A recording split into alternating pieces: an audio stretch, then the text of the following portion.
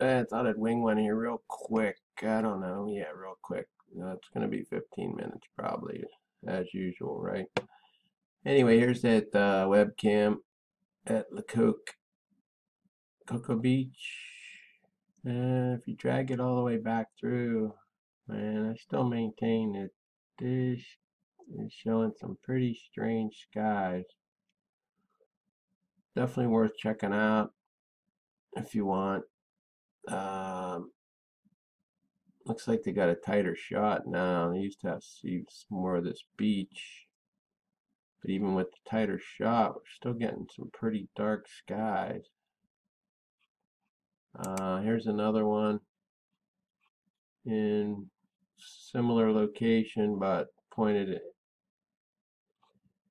This one's pointed north, whereas the this one here is pointed east. Well, no, not actually east. I guess it's pointed from east to west. So I guess it's pointed south or southeast, southwest, one of the two. So these are both in the Mediterranean. Here's the Samina one I just showed you, and then there's the Cocoa Beach one over around here somewhere. I showed you a couple more yesterday that were down here, but they're not available right now for some reason or another. Who knows? Anyway, the link's in the description box. Check it out. Here's yesterday's run on MLSO. Oh man. I mean, there's a lot of stuff showing up here now. Look at all these stuff. They all have the concentric circle magnetic type signatures. That's my interpretation, my opinion. I'm not for sure on that. Look, there's a little one there. There's the big one. There's one there. There's one behind there, it looks like. Got a big one in here. A couple of smaller ones. There's a medium-sized one. I mean, what in the heck are these things? They can't all be planets, can they? Is it some type of a space fleet? I know as a lot of people would like to believe. I don't think that's the case, quite honestly. Obviously, they sanitized this thing because they took out all the stuff flying around, but they did leave us quite a few images. And this gives you I guess this like gives you the time lapse sequence. Let me slow this down, see what happens.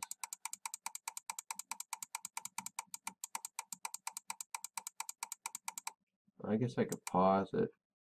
So we got 1958 UT12, for instance, on this shot to 1959, almost 20 UT.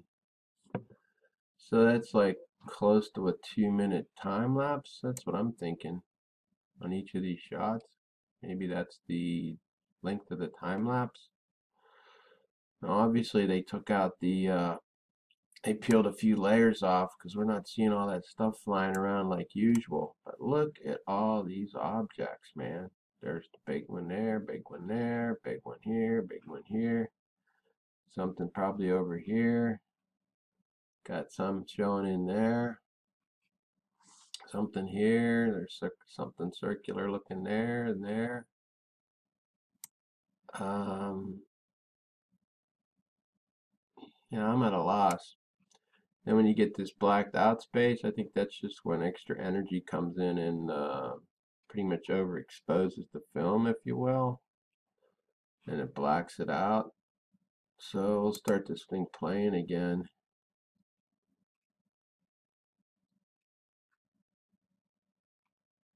So you see what I'm talking about? That's what I'm thinking. Usually all we get was the one line of time on these MLSO runs, and it would be every 4 minutes. But now it's giving us a time frame. So we got 21:02:56 to 21:04:42. So once again, almost 2 minutes. So next time we catch one where the things are flying around, just assume that it's close to a 2-minute time lapse whenever we see that stuff.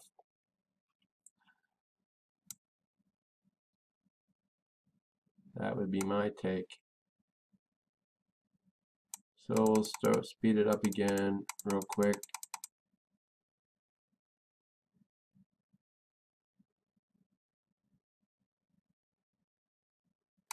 Maybe I wonder if this will speed it up. Nah, it just pauses it.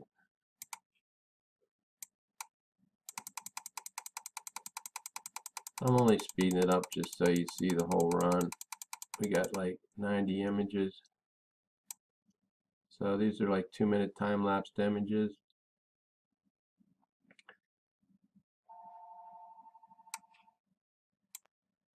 So there you have that. And on space weather, pulled up Geospace. It's like the last 3+ hours, under 4 though. And you can see we're getting a whole lot of waves of velocity coming in, being slung at us from that planet in front. Would be my take. Read my hypothesis number 1 underneath in the comment section, and click on the reply. You'll get hypothesis number 2 about whenever we get the fast solar wind speed from the backside from Nemesis being registered around the Earth on ISWA. But you can see the magnetopause bow shock, secondary bow shocks being pushed out again pretty far. It's out to about 16 anyway. So we've seen it out as far as 19. You can see the waves coming through, waves of velocity. That's pretty unsettled stuff coming from the front side. You can see it here on density too. Usually it's one or the other, velocity or density, but here on we got both. We got waves of different waves of density coming through, variations. The darker being the greater density. You can see the bow shocks getting pushed out. Ooh, it bounced out almost to 19 there on the density. Pressure, not so much. We're still getting quite a bit of backside pressure, it looks like. I don't know why we're not seeing front side pressure, being that we're getting all this high density and high velocity spikes coming through. But you can see it's getting buffeted around quite a bit. I guess you're seeing some extra velocity when it colors go up.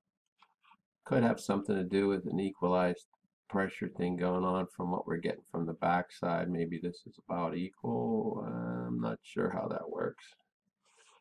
But anyway, here's ACE. Remember I showed you the phi angle on a 6-hour run? How the connection between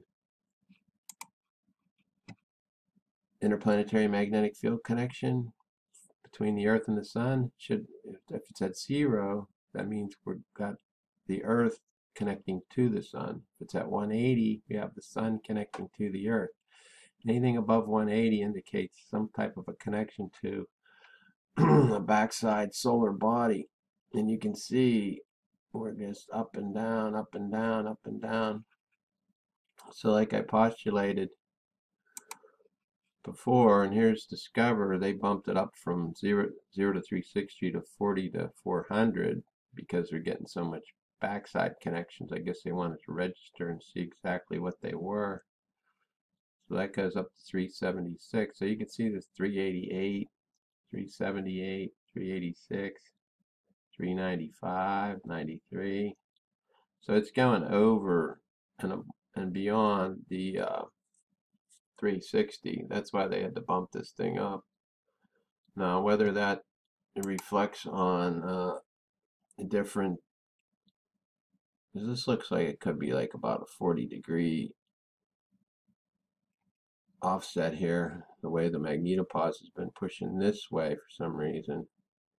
But then we're getting, and the big shoulders pushing out here, so I don't know. The reason I have it stopped here is at 12/12/04/05 UTC. That's when it jumps to 12:12:53, so almost 9 hours missing time on here. Rest of the run, solar wind wasn't remarkable, but look at all the lines we got stacking up in front. And remember, I showed you those density waves coming through. You can see them here coming through, and the velocity waves coming through from the front side. And then we got all these magnetic field lines coming from the front side, which I would submit are coming from that planet, big planet that passed ACE on October 16th. Read my hypothesis number 1. That pretty much explains it. And who knows, could be from some other, these other planets that are showing up on the MLSO runs. But that's that there. As far as Nemesis, and got a big discharge there. These black polar cap field lines close. They come loop back, close with the Earth. That's when they become red to ward off all this energy from behind. So we're still definitely in the middle of a squeeze play between whatever's in front of the planet and whatever's in Nemesis behind the planet. These are Nemesis field lines. They have to be, these blue ones. And they're trying to reach out and touch the Earth. I mean, they're already were being touched by some peripheral field lines, but whenever we get a direct connect, that's when the solar wind speed goes up. But I think they're pretty good about sanitizing this thing now. That's why I think we're getting all that missing time. So that's when the solar wind speed, we're getting a clear IMF connection with Nemesis. That would be my humble opinion. Here's the solar wind here, you can see. So there's the jump. 12:04:05, 08, 12, 12:53:01. Kids, watch these numbers if you want. Click the lower box on the right for full screen. You'll see they're fluctuating up in the mid 600s to mid 500, low 500s.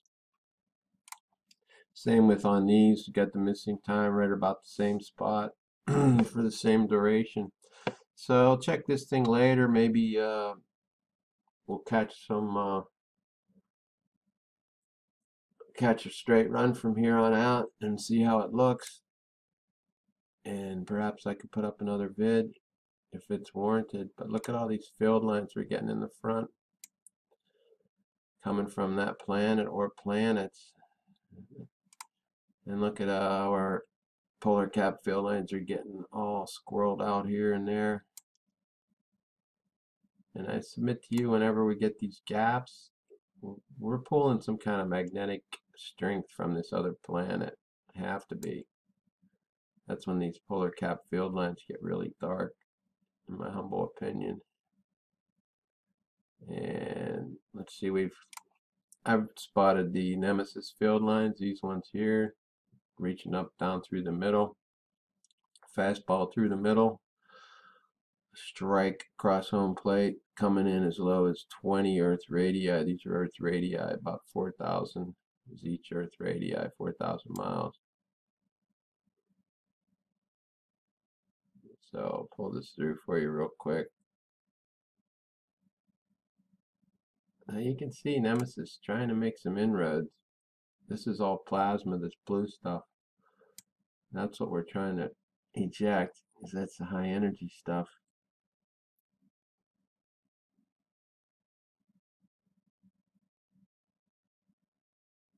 And on this one, pull it through for you real quick. Mostly the magnetopause down around 10 Earth radii, which is the normal spot for it to be. But you can see it bounced out. Secondary bow shock out to 15. Got like 3 bow shocks now, it looks like. Tertiary bow shock. And then right when we got the missing, right after the missing time, you can see it's out pretty far. So running out of time. Here's the solar space weather tutorial. You'll find a link in the description box. Explains to you all about the phi angle. There it is there. And God bless.